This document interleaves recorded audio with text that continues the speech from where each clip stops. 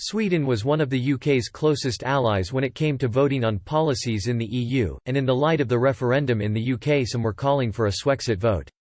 Amid renewed negotiations of the UK's future relationship with the bloc, there are again concerns that EU bosses are playing hardball to prevent a domino effect, whereby the UK's departure triggers other countries to reconsider their membership.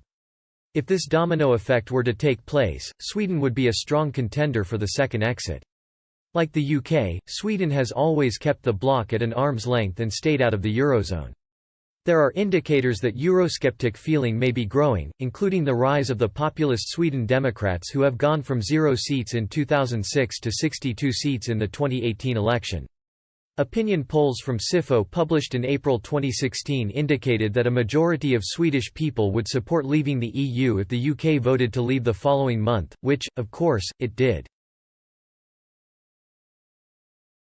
Swedish student Ragnar Cleveman, 25, told the BBC a few days before the UK's referendum in 2016 that big business was the main winner in the EU and that he would back a referendum in his home country.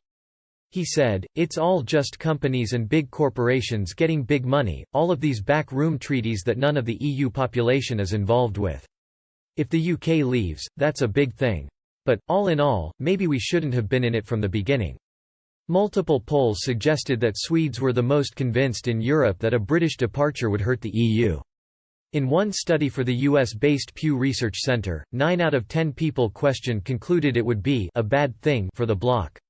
Max Hedgren, 27, a recruitment consultant at a finance company in Stockholm, told the BBC that the UK provides stability for the bloc and Brexit threatens that.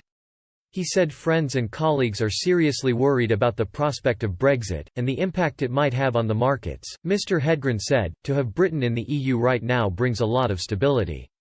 And if they leave, it will have a huge impact. I've been following it a lot in the news, and I follow the stock market as well.